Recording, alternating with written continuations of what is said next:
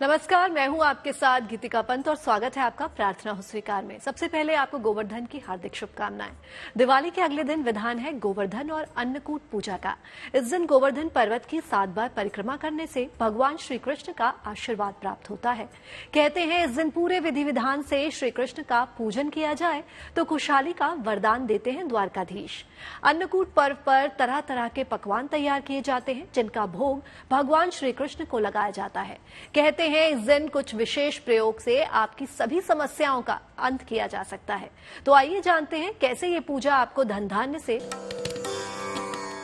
अन्नकूट के पर्व में श्री कृष्ण की कृपा तो मिलती ही है, साथ में गौ माता की पूजा और सेवा को भी बल मिलता है। हमारी संस्कृति में गाय को माता का दर्जा दिया गया है। वैदिक मान्यता है कि गाय के शरीर में सारे देवी देवताओं का वास होता है, इसलिए गौ पूजा से ब्रह्मांड की पूजा का फल मिलता है। गोवर्धन पूजा में गाय के गोबर का विशेष महत्व है। आज हम आपको बताएंगे अन्नकूट और गोवर्धन पूजा क्यों है इतनी महत्वपूर्ण। गोवर्धन पूजा जब भगवान विष्णु कृष्णावतार में द्वापर युग में रहे तो एक बार अपने ग्रामीणों के साथ वो गोवर्धन पर्वत के पास गाय चरा रहे थे।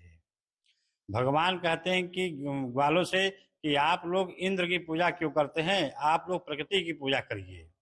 तब इंद्र भगवान कुपित होकर मूसलाधार बारिश किया जो कि 1 सप्ताह तक रहा।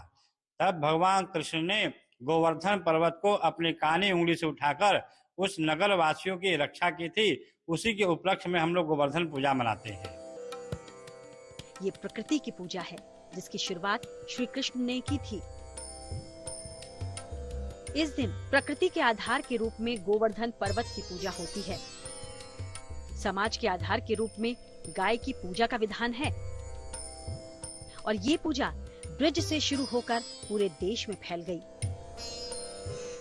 अन्नकूट जैसा कि नाम से ही आशय है कि इसमें भगवान को हम लोग 56 प्रकार का भोग लगाते हैं, जिसमें अनेक प्रकार के अन्न से मिठाइयाँ आदि बनाते हैं। उसको गोवर्धन पर्वत की आकृति देते हैं और यथा उपचार भगवान का पूजन करते हैं और उस अन्नकूट के जो प्रसाद बनाए रहते हैं हम लोग लोगों में वितरित करते हैं और उसको बड़े श्रद्धा और चाव से ग्रहण करते हैं। अन्नकूट पूजा के बारे में पौराणिक कथाएं कहती हैं कि ये पर्व द्वापर युग में शुरू हुआ था और इसी दिन भगवान श्री कृष्ण ने गोवर्धन और गायों की पूजा के लिए पके हुए अन्न भोग में लगाए थे, इसलिए इस दिन का नाम अन्नकूट पड़ा। विष्णु पुराण के अनुसार भगवान श्री कृष्ण ने इसी दिन इंद्र के घमंड को तोड़ा था और इसलिए इस दिन बाल गोपाल की पूजा का बड़ा ही महत्व है। अन्नकूट की पूजा प्रातः काल ब्रह्म मुहूर्त में उठ करके यथा संभव हो सके तो अपने हाथ से दूध का सेवन, दूध के पकवान बनाने चाहिए और भगवान कृष्ण के मूर्ति या फोटो के सामने भगवान के समक्ष प्रसाद रखें और भगवान से प्रार्थना करें कि हे प्रभु, आप हमारे जीवन में कभी भी अन्न की कमी न होने दे।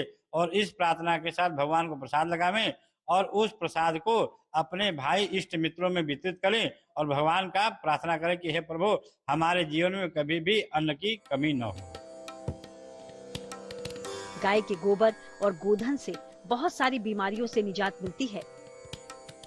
इसके प्रयोग से नकारात्मक शक्तियों का भी नाश होता है। तो आइए जानते हैं अन्नकूट में क्यों की जाती है गाय की पूजा। गोवर्धन पूजा के दिन हमें इंद्र भगवान से भी प्रार्थना करना चाहिए कि हे प्रभु, हमारे क्षेत्र में या खेत में कभी भी वर्षा की कमी न हो और हमारे जीवन में जो भी अन्न संबंधित वर्षा की आवश्यकता होती है वह सब हमें अवश्य प्रदान करावे। इस दिन वरुण, इंद्र और अग्नि की पूजा की जाती है। इस दिन गायों का श्रृंगार कर उनकी आरती की जाती है। गायों को फल और मिठाइयाँ खिलाने की भी परंपरा है। गाय के गोबर से गोवर्धन पर्वत की आकृति बनाई जाती है। फिर फूल, धूप, दीप और नैवेद्य से उसकी उपासना होती है और खाने में कई तरह के पकवान बनाए जाते हैं। भगवान श्री कृष्ण की साकार रूप में पूजा ही तो गोवर्धन पूजा है। इस दिव्य दिन पर गाय की पूजा और सेवा का लाभ तो मिलता ही है। ज्योतिष के जानकारों की माने तो ये पूजा इंसान को धन धान्य से पूर्ण करती है, साथ में प्राकृतिक आपदाओं से भी रक्षा करती है। अन्नकूट का पर्व आपके घर में भी सुख समृद्धि और खुशहाली लेकर आएगा।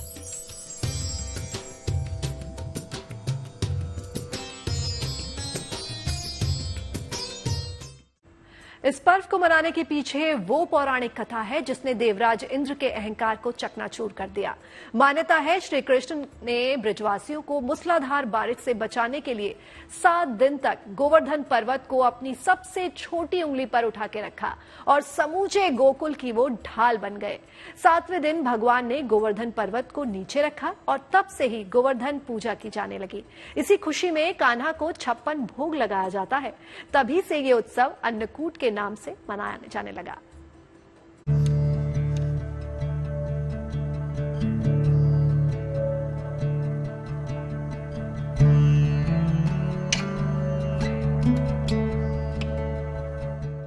दीपोत्सव के चौथे दिन की जाती है गोवर्धन पूजा, जिसकी महिमा धर्म ग्रंथों और पुराणों में भी मिलती है। विष्णु पुराण और श्रीमद् भागवत में गोवर्धन पूजा के महत्व का वर्णन है। आखिर क्यों इस दिन का पौराणिक महत्व इतना ज्यादा है? इसके पीछे श्री कृष्ण की ही लीला है। बताया जाता है कि देवराज इंद्र को अपनी शक्तियों पर अभिमान हो गया था और भगवान श्री कृष्ण ने इंद्र के अहंकार को चूर करने के लिए एक लीला रची थी। कथा के अनुसार एक समय गोकुल में लोग तरह तरह के पकवान बना रहे थे और हर्षोल्लास के साथ गीत गा रहे थे। ये सब देखकर बाल कृष्ण ने यशोदा मैया से पूछा कि आप लोग किस उत्सव की तैयारी कर रहे हैं? कृष्ण से सवाल पर माँ यशोदा बोली कि हम देवराज इंद्र की पूजा कर रहे हैं। माता यशोदा के जवाब पर कृष्ण ने फिर पूछा कि हम इंद्र की पूजा क्यों करते हैं? तब यशोदा माँ बोली कि इंद्रदेव की कृपा से अच्छी बारिश होती है और अन्न की पैदावार होती है, हमारी गायों को चारा मिलता है। माता यशोदा की बात सुनकर कृष्ण बोले, अगर ऐसा है तो हमें गोवर्धन पर्वत की पूजा करनी चाहिए, क्योंकि हमारी गाय वहीं चरती हैं, वहाँ लगे पेड़ पौधों की वजह से बारिश होती है। कृष्ण की बात मानकर सभी गोकुल वासियों ने गोवर्धन पर्वत की पूजा शुरू कर दी। ये सब देख देवराज इंद्र क्रोधित हो गए और अपने इस अपमान का बदला लेने के लिए मूसलाधार बारिश शुरू कर दी। प्रलयकारी वर्षा देखकर सभी गोकुलवासी घबरा गए। इस दौरान भगवान श्री कृष्ण ने अपनी लीला दिखाई और गोवर्धन पर्वत को छोटी सी अंगुली पर उठा लिया। श्री कृष्ण का ये पराक्रम देखकर गोकुलवासी भी हैरान हो गए। कान्हा ने समस्त ग्रामवासियों को पर्वत के नीचे बुला लिया। ये देख इंद्र ने बारिश और तेज कर दी, लेकिन 7 दिन तक लगातार मूसलाधार बारिश के बावजूद गोकुल वासियों को कोई नुकसान नहीं पहुंचा। जिसके बाद इंद्र को एहसास हुआ कि मुकाबला करने वाला कोई साधारण मनुष्य नहीं हो सकता। इंद्र को जब ये ज्ञान हुआ कि वो भगवान श्री कृष्ण से मुकाबला कर रहे हैं, तो इसके बाद इंद्र ने भगवान श्री कृष्ण से क्षमा याचना की और स्वयं मुरलीधर की पूजा कर उन्हें भोग लगाया। कहते हैं कि तब से ही गोवर्धन पूजा की शुरुआत हुई। कहते हैं कि श्री कृष्ण ने इस लीला से गायों की भी रक्षा की थी। तब से ही इस दिन गाय बैल को स्नान करवाकर उन्हें धूप चंदन के साथ ही माला पहनाई जाती है। इस दिन गौ माता को मिठाई खिलाकर उनकी आरती का विधान है। मान्यता है कि अन्नकूट का पर्व मनाने से लंबी आयु और आरोग्यता की प्राप्ति होती है, साथ ही दरिद्रता का भी नाश होता है। आगे हम आपको बताएंगे कि गाय को सनातन संस्कृति में क्यों माता का दर्जा हासिल है।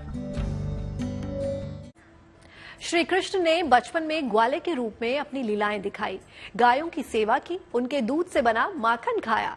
सनातन परंपरा में गाय के बारे में मान्यता है कि गाय के शरीर में 33 कोटि देवी देवता निवास करते हैं और जिस घर में गाय रहती है उस घर के सारे दोष दूर हो जाते हैं। उस घर के आसपास भी दुर्भाग्य नहीं फटकता।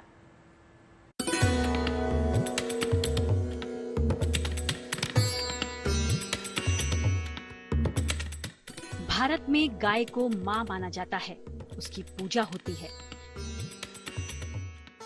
कई जगह तो आज भी घर में बनी पहली रोटी गौ माता को खिलाने की परंपरा है। भगवान श्री कृष्ण ने तो खुद गायों की सेवा की। कामधेनु को तो मनोकामना को पूरी करने वाली भी गाय माना गया है। लेकिन क्या आपने कभी ये सोचा है कि गाय को ही आखिर माँ क्यों कहा गया है? गाय के साथ अन्य कोई रिश्ता क्यों नहीं जोड़ा गया? शास्त्रों के अनुसार जब ब्रह्मा जी सृष्टि की रचना कर रहे थे तो उन्होंने धरती पर सबसे पहले गाय को ही भेजा था। मान्यता है कि सभी जानवरों में केवल गाय ही ऐसी जानवर है जो माँ शब्द का उच्चारण करती है।